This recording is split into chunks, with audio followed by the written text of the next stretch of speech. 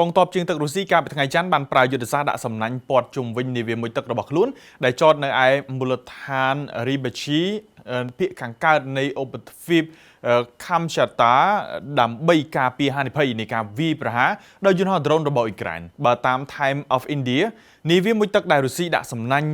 ព័ទ្ធជុំវិញនោះគឺជានាវាមួយទឹកដែលមានឈ្មោះថា Project 955 Boris វាគឺជានាវាមួយទឹកដើរដោយថាមពលនុយក្លេអ៊ែរយុទ្ធសាស្ត្រចំនួនទី4របស់កងទ័ពជើងទឹករុស្ស៊ីដែលដើរតួនាទីជាឆ្អឹងខ្នងនៃកម្លាំងទប់ស្កាត់នុយក្លេអ៊ែរនៅតាមសមុទ្រ Project 955 Boris គឺការបំពាក់ដោយម៉ាស៊ីន reactor ប្រភេទ OK 650 ដែលអាចធ្វើដំណើរបានល្បឿនដល់ទៅ54 គីឡូម៉ែត្រនៅក្នុង1ម៉ោងនៅពេលមុជក្រោមទឹកជាមួយគ្នានេះនាវា Project 955 Boris មានកាណុងកាំភ្លើងទំហំ533 មីលីម៉ែត្រចំនួន6ទៅ8កាណុងជាមួយនឹងសមត្ថភាពអាចផ្ទុកមីស៊ីលផ្លោងឆ្លងទ្វីបប្រភេទ Bulava ចំនួន16គ្រាប់ផងដែរមីស៊ីលទាំងនេះអាចបំពាក់ក្បាលគ្រាប់នុយក្លេអ៊ែរបានពី4ទៅ10ក្បាលគ្រាប់និងអាចបាញ់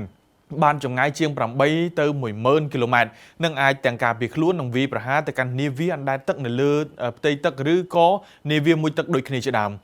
លោកស៊ូតុនអ្នកជំនាញខាងសង្គ្រាមនិងនាវាមួយទឹកបាននិយាយថាដោយសារតែសមត្ថភាពដ៏អស្ចារ្យនេះហើយទើបរុស្ស៊ីបានដាក់ចេញយុទ្ធសាស្ត្រការពារគ្រឿងសឹករបស់ខ្លួននៅឯមូលដ្ឋានយោធា Rybachi បែបនេះបើតាម Naval News បើទោះបីជាមូលដ្ឋានយោធា Rybachi មានចម្ងាយប្រហែលជា7400 គីឡូម៉ែត្រពីព្រំដែនរុស្ស៊ីនិងអ៊ុយក្រែនក៏ដោយក៏ប៉ុន្តែការគំរាមកំហែងពីយន្តហោះដ្រូនរបស់អ៊ុយក្រែនបានជះឥទ្ធិពលយ៉ាងខ្លាំងក្លាទៅលើសមត្ថភាពការពារកងកម្លាំងនៅកំពង់ផែក៏ដូចជាទីតាំងយោធារបស់រុស្ស៊ីជាពិសេសនៅតំបន់ជិតខ្សែត្រៀមជួរមុខតែម្ដងលោក Joseph Trevisic និពន្ធនាយកនៃគេហទំព័រយោធាអាមេរិក Warzone និយាយថាការដាក់សំណាញ់ការពារគ្រឿងសឹករបស់រុស្ស៊ីនៅពេលនេះមិនត្រឹមតែឆ្លុះបញ្ចាំងអំពីការគំរាមកំហែងដោយផ្ទាល់ដែលរុស្ស៊ីកំពុងប្រឈមមុខនៅក្នុងចំនួននោះទេក៏ប៉ុន្តែវាក៏ជាយុទ្ធសាស្ត្រមួយដែលពិភពលោកអាចយកគំរូតាមផងដែរលោកថាវិធានការស្រដៀងគ្នានេះទំនងជាបន្ត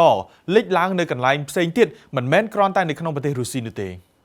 បាកាសម្បូរដោយតូរីន Royal Jelly យិនសិននិងវីតាមីនជាច្រើនទៀតដើម្បីជួយឲ្យអ្នកត្រៀមខ្លួនឆ្ពោះទៅកាន់ភាពជោគជ័យខ្លាយជាមនុស្សជោគជ័យជាមួយបាកា